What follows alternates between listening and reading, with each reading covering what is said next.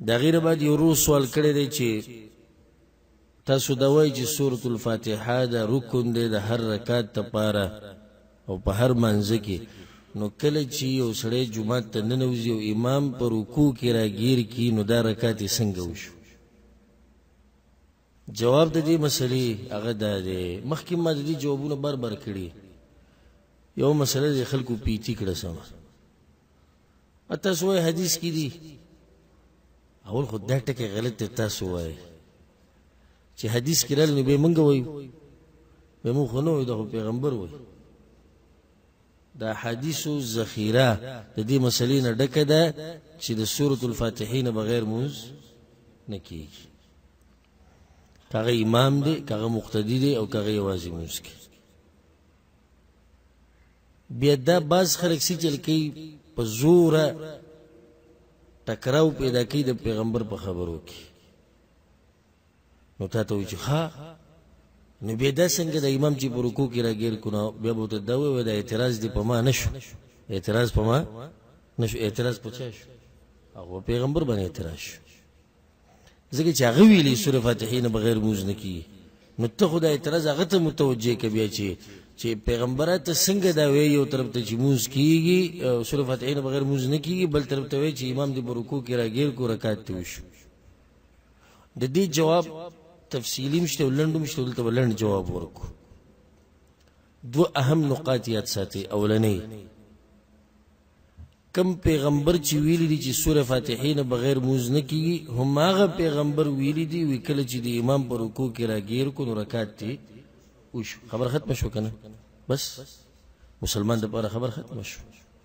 دا هغه مؤمن د پاره چې پیغمبر د طریقې سره محبت خبره ختم شو. اوس موت سو کیو چې د شریعت نه تاسو کو چې ولي او نشو کولای کنه الله سوی د خنزیر غوخه سده حرام، خو کو ضرورت راغی او تمری د ضرورت مطابق خورای شي کني چې خورای. اوس به سړی سوی چې مړ تاسو وای، یو طرف ته وای چې خنزیر غوخه حرام ده، بل طرف ته وای چې خورای، نور ته وای دا هم د الله ویلی دي. کما الله چې ویل چې د خنزیر غوښه حرامه ده، او ما غا الله وایي که چېرته د تدیسې حالات را پیښ شو چې سره ته نه میلاوي او ستا ژوند ته نقصان رسي، ضرورت مطابق وخوره. اسمو ته خو د الله نه تپوس نشي کولی، کنه لا یسألو عما یفعل، د الله نه خو څوک تپوس نشي کولی. حدیث کې دا راځي د ابوبکر رضی الله عنه، حدیث ته په صحیح بخاري کې چې هغه د جمعه ته راننوتو انه انتهى الى النبي صلی الله علیه وسلم وهو راکع. جمعه ته راننوتو پیغمبر په رکوع کې، د په دروازه کې رکوع ولګول او د رکوع په حالت کې راغی. فرکع قبل ان يصل الى الصف، صف ته رسیدو مخکې د رکوع کړو.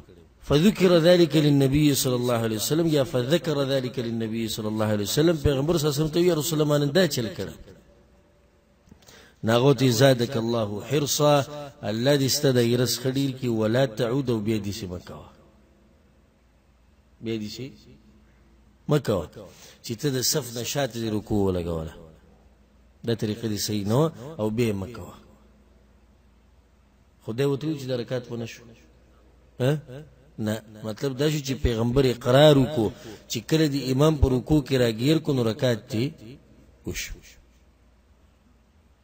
نو ته به دغه اعتراض کوونکي ته دا وایي چې وروره پیغمبر ویلی دي چې د فاتحې نه بغیر مونځ نه کېږي، او هم هغه پیغمبر ویلی دي چې امام دې په رکوع کې راګیر کو نو رکعت ته وشو.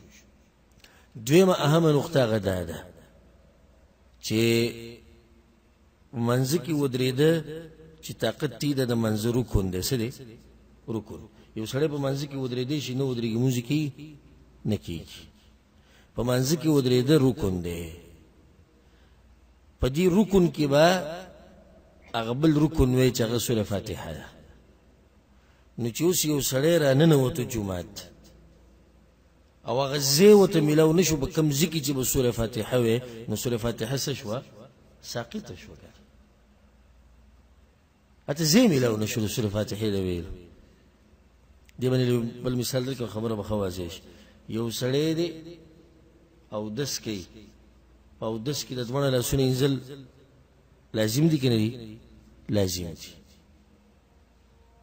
د ګوتو د سرونو نه واله د سنګل پورې دا به پوره انځي سره څنګه دا به انځي یو سره د لاسې نشته لاسې نشته یو دې بس کې دا یو لاس کافي دی کنه کافي یو لاس انځل کافي دی کنه کافي خاصوک بر پاس ها یو طرف ته وایي چې لاسونه انځل لازم دي بل طرف ته وایي چې دره کافي دی نو چې دا لاس نشته نو څه وینځي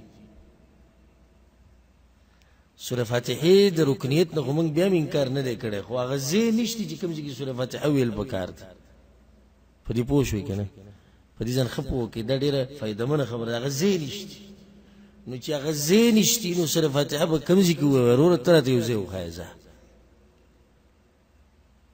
د دویمه نقطه شو اگر که بعض محققین علما دا وی لکه امام بخاری رحم الله د سنور و امام چې په رکوع کې راګیر کوم رکعت نه کیږي ولی وایي چې سوره فاتحه نه دی ویل اگر که زمونږه الحمدلله زړه په دې بل قول باندې مطمئن دی چې امام دې په رکوع کې راګیر کو نو رکعت وشو والله اعلم